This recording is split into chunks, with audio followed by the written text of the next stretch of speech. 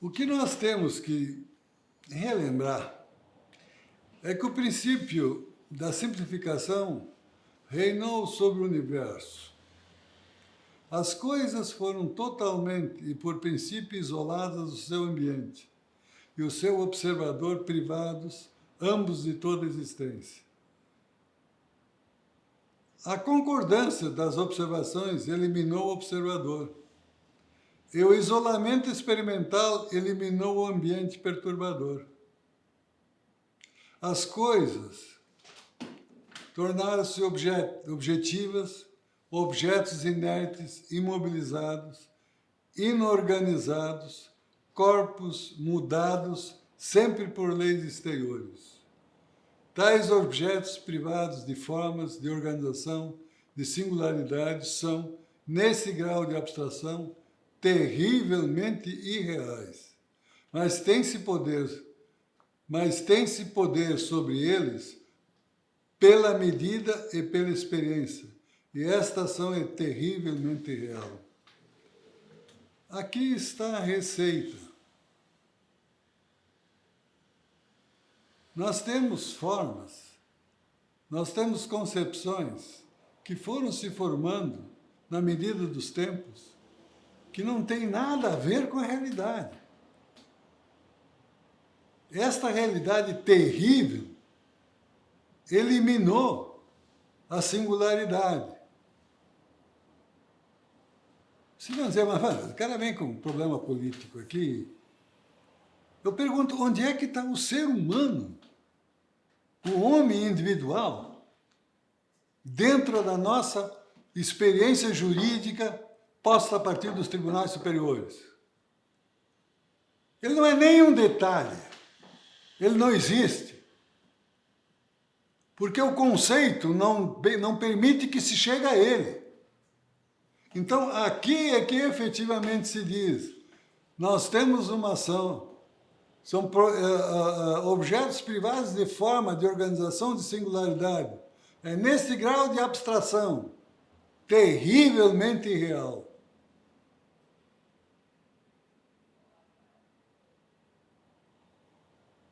Por que nós não chegamos à realidade? É porque os nossos tribunais estão lá em cima. Eles não chegam aqui embaixo. E quem impede? A metodologia.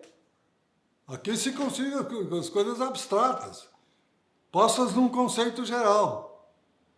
Mas esse conceito geral é subsumido a partir de uma situação apriorística. Nós já vimos lá atrás que o Superior Tribunal de Justiça diz, nós estamos aqui postos como ministros e nós decidimos como achamos que temos que decidir.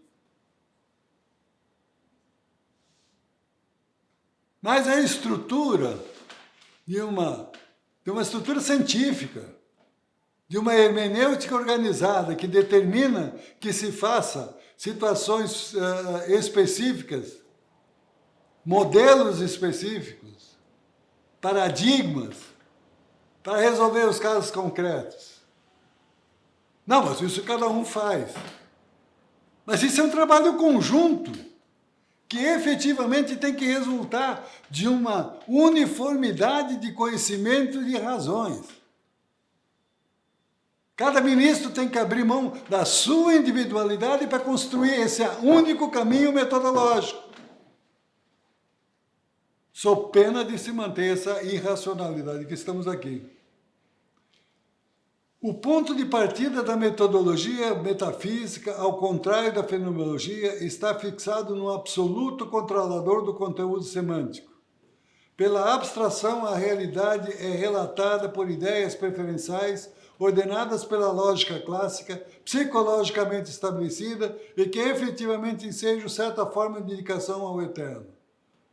Essa noção aparente de perpetuidade permite uma noção de segurança, em face do poder enfechado num argumento de notáveis ou de autoridades uniformizadora da significação da linguagem. A pergunta, aqui não está uma resposta à situação que está posta. Inversamente a isso, quer-se dizer que o conceito geral, a que faz referência o significado da palavra, se enriquece, por sua vez, com a contemplação da coisa, que ocorre em cada caso, de maneira que no final se produz uma formação nova e mais específica da palavra, mais adequada ao caráter particular da contemplação da coisa. Tão certo como que falar pressupõe o uso de palavras prévias, com um significado geral, existe um processo continuado de formação de conceitos através do qual se desenvolve a própria vida dos significados da linguagem. E a vida do significado da linguagem é o conteúdo efetivo e concreto que ela representa. É essa a ideia. E isso se faz a prioristicamente? Não. Wittgenstein. E aí Wittgenstein é um tema que está em grande discussão. Discorda do paradigma proposto pelo Círculo de Viena.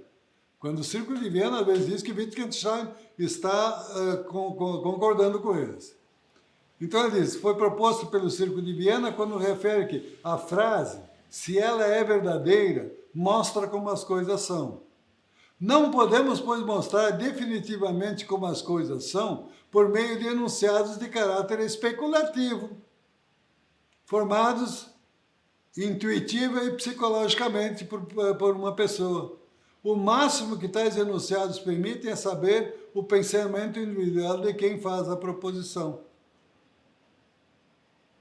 Isso nos indica que na verdade, as situações reais de comunicações não dependem somente desse código e desse repertório comum que é a linguagem.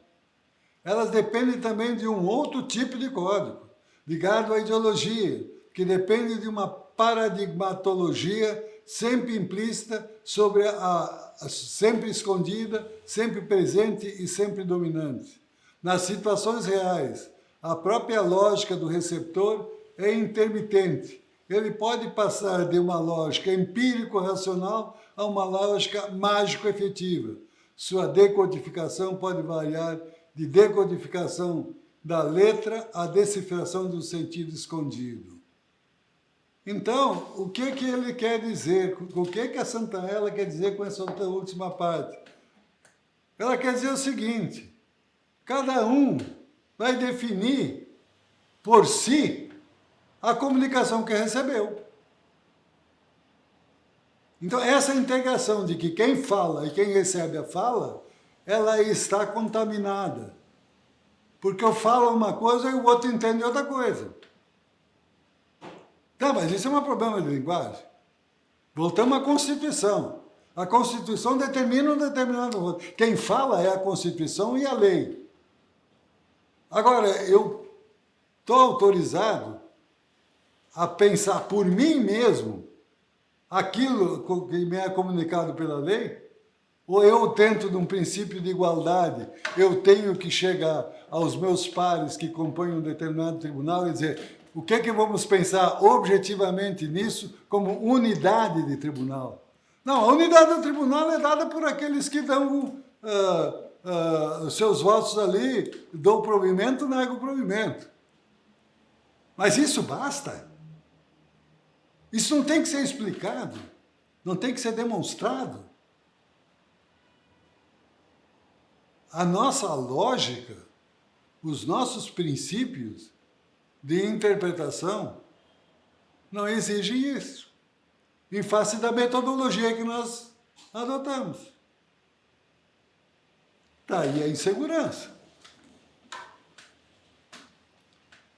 Então, isso nos indica que, na verdade, as situações reais de comunicação não dependem somente desse código e desse repertório comum de linguagem. Isso quer dizer, cada um entende como quer. Eu tenho um repertório comum de linguagem e cada um faz a interpretação que pretende. Porque ele está autorizado a prioristicamente entender uma fala.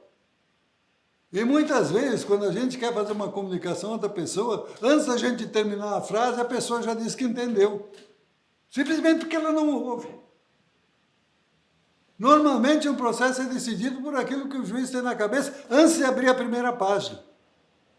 Porque ele já tem uma noção, a partir da possibilidade dele, sobre o tema.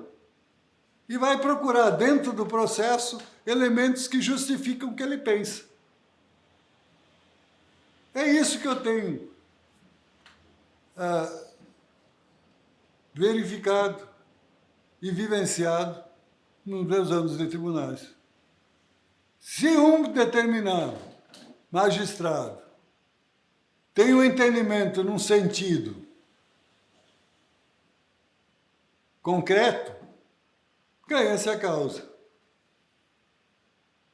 Caso contrário, perde-se. Então, o que nós precisamos é entender um outro tema importante. E esse é nos dado por Schapke, uma das figuras importantes nesse contexto jurídico.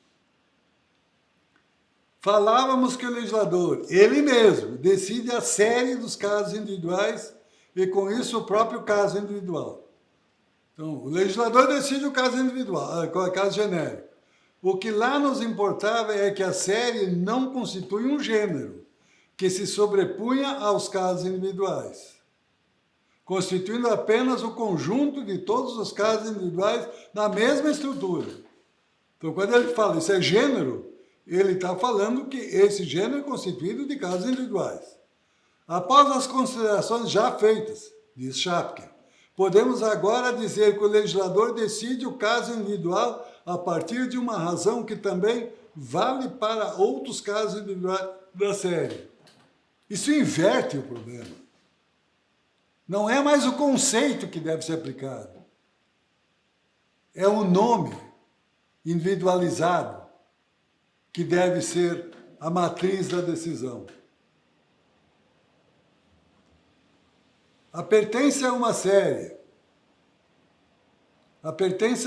de casos individuais é fundada, assim, através da razão de decisão. Estava, então, a pergunta se, com isso, o legislador não antecipa uma tipificação do caso individual. Se ele não vê o caso individual, de certo modo, apenas como parte da série, referindo-se, então, não mais ao caso individual mesmo, mas apenas a um tipo de caso individual. Aí nós temos a questão da contestação do tipo. A pergunta é, quando o legislador legisla, ele tem em vista um tipo genérico ou um caso individual? É essa a questão. Foi justamente essa a questão que nós negamos. Pois, sob o ponto de vista da série, a pertença à série é, de certo modo, parte necessária do caso individual, porque o aspecto jurídico mesmo constitui a parte inseparável do mundo da vida. Se quiser, pode-se dizer que o aspecto jurídico, a pertença à série, no caso individual, também codetermina a individualidade de cada caso individual desde o começo. E o começo que ele está falando é o momento da legislação, da promulgação do legislado, do texto legislado. A pergunta é, a lei, ela busca o tipo ou busca o caso individual? Schapke diz, o caso individual. E aí o tipo, que é genérico, tem que ser justificado pelo caso individual. Com isso aqui nós estamos atacando diretamente a proposição do tipo como algo que determina a subsunção, quer dizer, a medida, o quadrado lógico é o tipo genérico, onde não cabe discutir o caso individual. O caso individual se amolda ao tipo, quando aqui está se dizendo, o tipo tem que se amoldar ao caso individual. O direito, e aí vamos para alguém que é muito importante, Castanheira Neves, grande jurista português. O direito judicativamente afirmado na decisão concreta não era a mera e repetitiva reprodução do direito abstrato aplicado, e sim uma reconstitutiva concretização, integração e desenvolvimento prático normativo desse direito abstrato, segundo as exigências do específico problema jurídico dos casos decididos. O que ele nos diz é simplesmente o seguinte: o que tem que ser considerado é o caso singular. O conceito é meramente o início da decisão do caso singular. Castanheira Neves está contestando o que nós estamos afirmando aqui na nossa teoria geral do direito tributário. Então, o que nós precisamos é ter consciência de que nós precisamos repensar o direito.